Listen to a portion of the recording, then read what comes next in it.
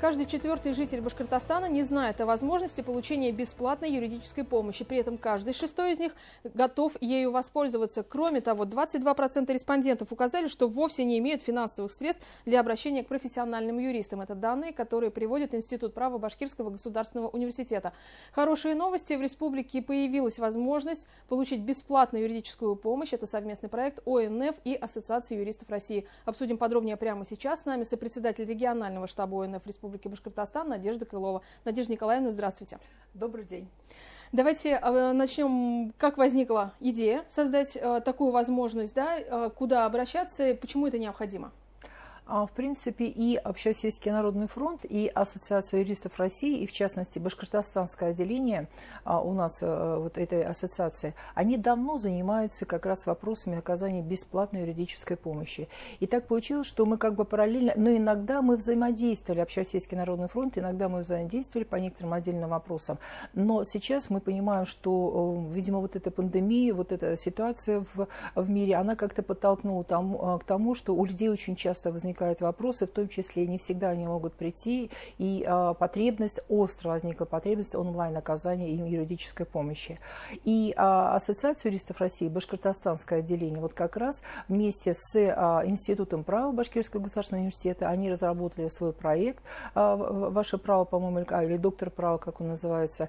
И, в принципе, мы стали понимать, что лучше всего работать вместе, оказывать бесплатную юридическую помощь, потому что волонтеры и наши, как от Общероссийского народного фронта, так и от Ассоциации юристов России, Института права, все равно мы этим занимались и пересекались, и нет, но совместно оказывали гражданам помощь. Ну и вот и поэтому подумали о том, что лучше взаимодействовать вместе, потому что у них возможностей больше, у Ассоциации юристов России, потому что это все-таки профильная их деятельность. У нас сказать, что это профильное тоже нельзя, но в то же время, если Общероссийский народный фронт ставит цель, одна из целей – это и повышение качества жизни граждан, то как можно мыслить повышение качества жизни граждан без оказания ими, получения ими квалифицированной юридической помощи. Поэтому вот наши цели и задачи как-то они совпали и, в общем-то, нашли общий язык и уже совместно выезжали и работаем в этом направлении. Куда обращаться могут жители Башкортостана? Жители Башкортостана нужно исходить из того, что у нас есть Конституция Российской Федерации 1993 года, и я могу сказать на собственном опыте еще адвокатской практики, когда я пользовалась именно напрямую нормами Конституции. Так вот, я обращаю внимание жителей Республики Башкортостан и жителей всей России о том, что есть Конституция, где написано, в частности, такая норма прямого действия, что каждый имеет право на квалифицированную юридическую помощь. При этом законодатель сказал не просто квалифицированную юридическую помощь, а закрепил вновь, как в традициях России, закрепил норму такую о получении бесплатной юридической помощи. И на основании вот этого закона 10 лет тому назад, в ноябре, получается, 2011 года, был принят федеральный закон об оказании квалифицированной юридической помощи. И, соответственно, вот на основании этого закона и у нас сегодня действует система и государственная, и негосударственная система юридической помощи. К числу государственной системы относит, которую на слуху более-менее, это государственные юридические бюро. Кроме того, просто не все это знают, и федеральные, и региональные, и муниципальные органы власти тоже могут оказывать помощь. Но какую? Но типа, вот тебе нужно в этом органе какие-то вопросы решить, подать заявление и так далее. Вот они должны не футболить человека, а дать ему помощь. И кроме того, вот государственное юридическое бюро, плюс еще и нотариусы, плюс адвокаты. А не государственное, получается, то здесь, то есть вот как раз не государственное относится государственное, юридическое бюро, а относят также и Центр правовой помощи. И вот у нас в Республике Башкортостан уже давно действует этот Центр бесплатной юридической помощи. Учредителями могут быть разные организации, имеется в виду не разные, а те же самые нотариусы, адвокаты, а также некоммерческие организации. И вот у нас в республике более активно все-таки действуют те центры бесплатной юридической помощи, которые созданы Ассоциацией юристов России и Институтом права. И в Институте права у них есть очень активно действующее, одно из таких известных среди вузов в нашей республике, это юридическая клиника. То есть мы видим, что достаточно много возможностей, где можно получить получить бесплатную юридическую помощь. В основном получать могут все граждане, а отдельные категории граждан, их где-то насчитывается где-то в пределах 20 по федеральному закону, и плюс по закону Республики Башкортостан бесплатную юридическую помощь. Там тоже перечень значительно шире федерального, там тоже есть категории, которые тоже могут по отдельным, опять-таки, не по всем вопросам, а по отдельным вопросам тоже могут получать бесплатную юридическую помощь. И поэтому вот и к числу, к системе юридической помощи бесплатно относятся как раз и вот активисты и эксперты Общероссийского народного фронта, которые также всегда оказывали и ведут конкретные и какие-то истории. Ну, я, допустим, могу сказать свежую новость о 2 таких историях.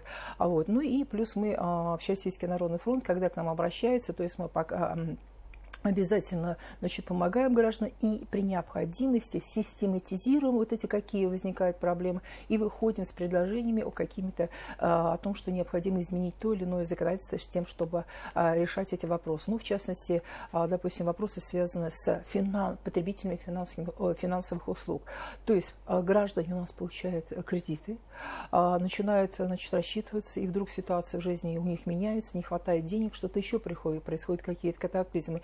Ну и тут возникают разные, значит, коллекторы или судебные пристани, не всегда корректно себя ведут. И вот как раз и наши активисты-эксперты выступали с отдельными предложениями, и часть законодательства она меняется. И сегодня у нас есть специально даже, получается, с 2014 года у нас есть специальный, значит, проект, который так и называется «За права заемщиков», который целенаправленно с 2014 года по настоящее время мы оказываем помощь. Я даже могу назвать некоторые цифры, вот, но я думаю, мы чуть дальше можем об этом сказать.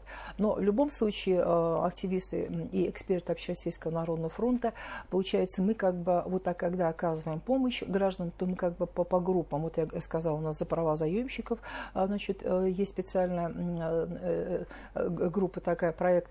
Значит, отдельно у нас еще с тоже 2014 года старый проект.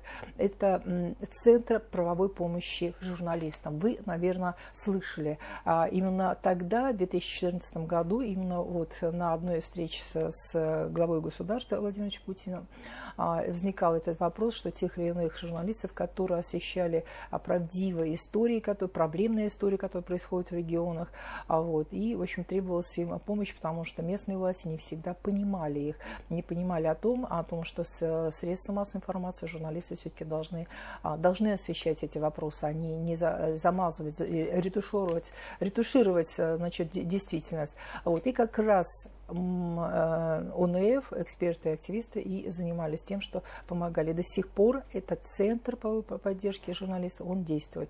Ну и новые проекты, об одном я уже сказала, то, что правовое просвещение граждан 2014 года.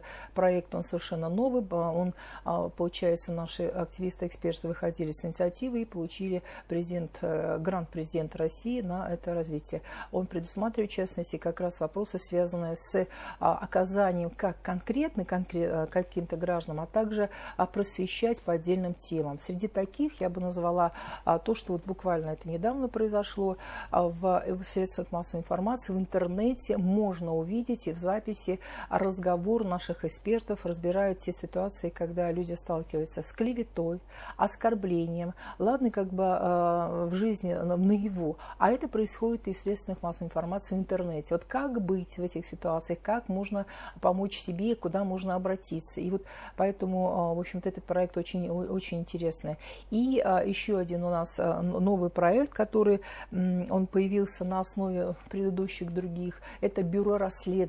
То есть, если вы видите, что где-то происходят какие-то коррупционные правонарушения или признаки какие-то, значит, вы вправе обращаться, и, собственно, мы занимаемся системно, если смотрим, мониторим, если, значит, на тендер выставляют какие-то, допустим, сейчас уже этих явлений нет у нас в республике, слава богу, это то, что, значит, местные власти покупают какие-то машины там за 10 сколько-то миллионов для чиновника, для мэра или еще кого-то. Сейчас этого нет. Мы как раз отслеживали, ставили вопросы, сейчас такого не происходит. И то есть вот это бюро расследований как раз, значит, и смотрит и конкретно какую-то ситуацию раз, и доводит до завершения логического, чтобы, значит, как-то устранить, значит, это правонарушение. И плюс бюро расследований, вот, которое недавно оно появилось вместо, то есть на основе Центра благоустройства городской среды, это вот как раз возникают вопросы жилищные, жилищно-коммунальные проблемы возникают. И вот, соответственно, вот мы как раз занимаемся, и вот я говорила о том, что мы какие-то истории, какие-то вот истории уже долго ведем. Среди этих таких двух историй два адреса. Один адрес в городе Уфе по улице Миасская, 42. Все-таки этих граждан с нашей помощью услышала прокуратура. И в интересах этих граждан, они проживали в старом этом доме, дом, который разваливался, отопление печное, оно тоже разваливалось, печь газовым оборудованием, и, в общем-то, печь разваливается, и газовики, естественно, говорят, какой вам газовый, может быть, подача газа, если сейчас что-то упадет, кирпич, и все это. Вот, и поэтому, в общем, у них очень даже нехорошая история, но сейчас как бы их услышали, и суд вынес решение по иску прокурора о том, чтобы быстрее, значит, были расселены граждане из этого аварийного жилья. Надежда Николаевна, я вас перебью, у меня к вам вопрос. Вот, то есть, если у наших телезрителей возникли вопросы, они могут либо через интернет найти данные ОНФ, Общероссийского народного фронта, либо АЮР, обратиться, их уже там перенаправят, да? Да, совершенно верно. По каким вопросам можно обращаться еще, и пандемия повлияла ли на категории вопросов? Вопросы, вот то, что я назвала, эти жилищные вопросы, а еще вот новый проект, о котором я не сказала, второй проект, это, то есть третий, получается, но третий проект, это связанный с автомобилистами, защита прав автомобилистов. Значит, он как бы создавался конкретно по этим правилам, которые новые были позапрошлом году, а сейчас он расширился, и получается полноценный такой проект, потому что у нас автомобилистов в России более 60 миллионов. В Башкортостане тоже их много? Да, у нас республика как-то оснащена автомобилями, особенно частные, не считая там государственные и так далее. Так вот, получается, нужно и защищать права автомобилистов, и нужно защищать нас, мы все являемся пассажирами общественного транспорта или такси. И, соответственно, вот проблем возникает достаточно много, на слуху в средствах массовой информации они есть. И как раз вот этот проект за защиту прав автомобилистов, он охватывает целую вот группу вот этих вопросов. Спасибо большое, Надежда Николаевна. Сегодня гостем программы «Интервью» в эфире главного телеканала Республики была сопредседатель регионального штаба ОНФ в Башкортостане Надежда Крылова. И мы говорили о бесплатной юридической помощи. Теперь ее сможет получить любой желающий. Не переключайтесь, оставайтесь вместе с нами.